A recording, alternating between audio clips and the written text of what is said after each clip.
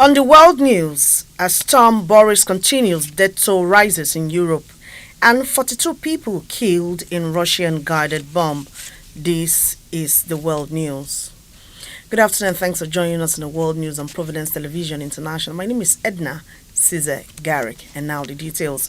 The death toll in Central and Eastern Europe has risen as Storm Boris continued to pummel the region, causing massive flood. One person drowned in southern western Poland on Sunday. A firefighter taking part in rescue effort was killed in Austria, and two more people were killed in Romania as strong winds and heavy rains were forecasted to persist for a fourth day on Monday. Flood killed 4 people in Romania on Saturday. Thousands of people were evacuated on Sunday from their homes in the Czech Republic following days of torrential rain that caused rivers to burst their banks in several parts of the region.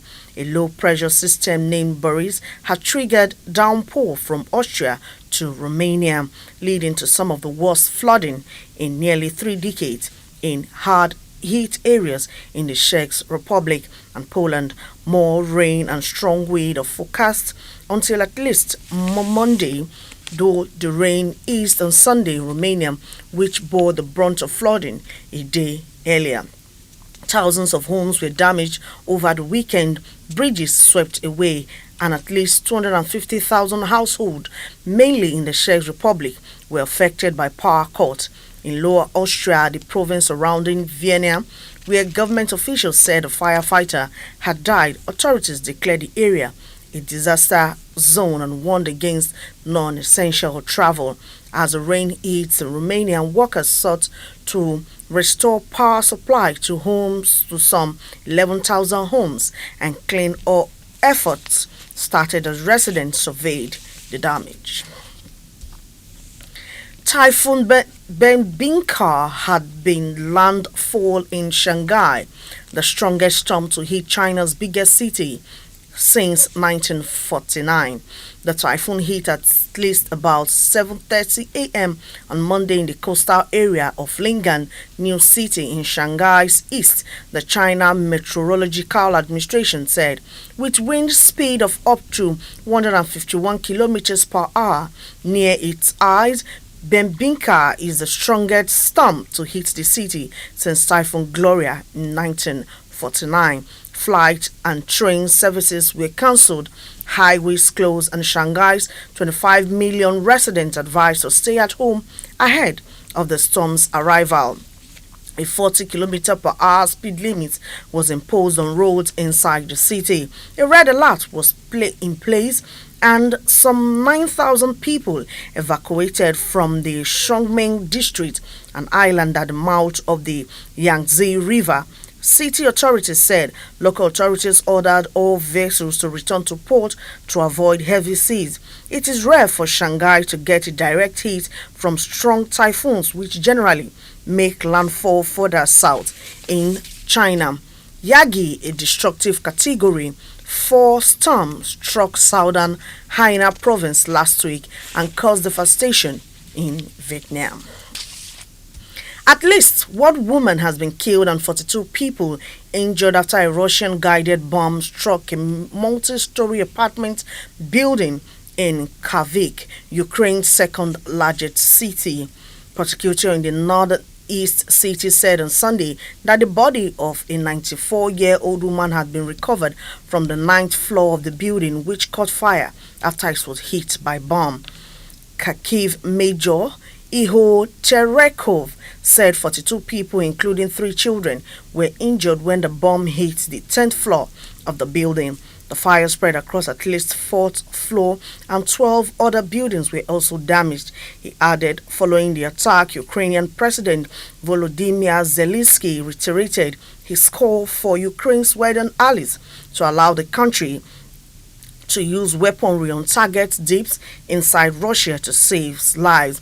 Zelensky said Russia had also struck the Sumy Donetsk region on Sunday with guided bombs, and that the Russian army carried out at least 100 such air attacks daily. Thousands of civilians have been killed in Ukraine since Russia began its full-scale invasion of the country's In February 2022, Russia denies intentionally targeting civilians. If you are just joining us, this is the World News on Providence Television International. The U.S. Department said China has freed David Lin, a pastor from the United States who has been in jail since 2026. Lin, now 68, was jailed for life after being found guilty of contract fraud. Washington designated him wrongfully detained and has been urging Beijing to free him for years. Lin's daughter Alice Elliott told reporters that her father was expected to arrive in Texas on Sunday. In addition to Lin, China has detained several other U.S. citizens, including Kai Li, a businessman accused of spying in 2016. Last November, the chairman of the U.S. Senate Foreign Relations Committee urged President Joe Biden to use a meeting with Chinese President Xi Jinping to push for the release of Lin, Li, and a third detainee, Max Sweden. Washington says the three were wrongfully detained. China says such cases are handled according to the law. Lin's release comes just weeks after National Security Advisor Jake Sullivan met Chinese Minister of Foreign Affairs Wang Li in Beijing. A congressional commission is due to hold a hearing this Wednesday on the case of U.S. citizen imprisoned in China. Away from the foreign scene, now back home, the Independent Petroleum Marketers Association of Nigeria has raised concern over the pricing of petrol from the Dangote refinery, urging the Nigerian National Petroleum Company Limited to ensure it is not sold at higher price than imported fuel. Ipman argues that such a disparity would be counterproductive to the nation's drive for energy self-sufficiency and could negatively impact consumers and marketers alike. According Ipman on Monday, the pricing strategy for locally refined petrol should reflect the advantages of domestic production, offering Nigerians a more affordable option.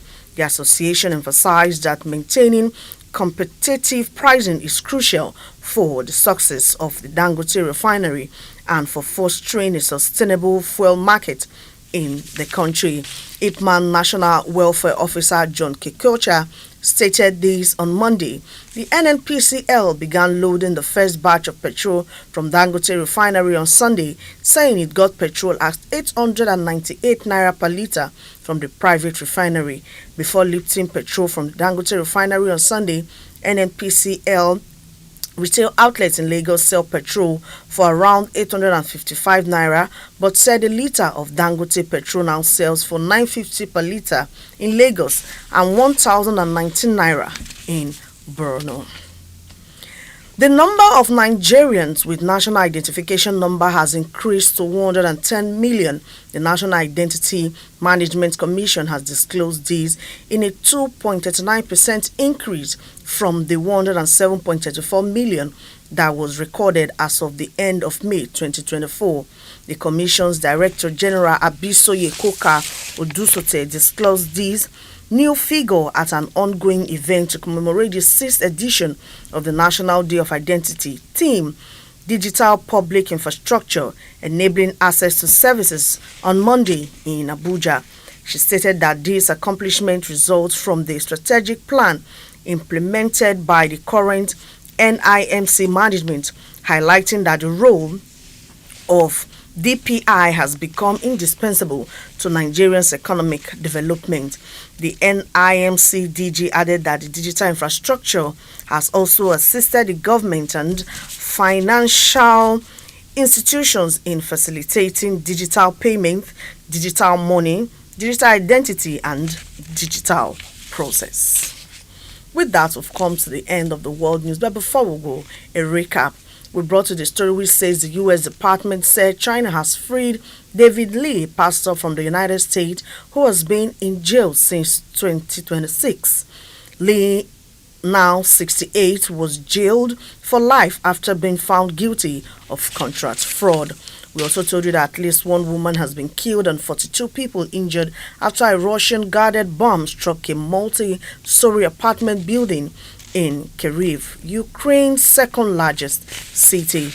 And Typhoon Besinca has made landfall in Shanghai, the strongest storm to hit China's biggest city since 1949. The typhoon hit about 7:30 a.m. on Monday in the coastal area of Lingang, now New City in Shanghai's east, the China Meteorological Administration said.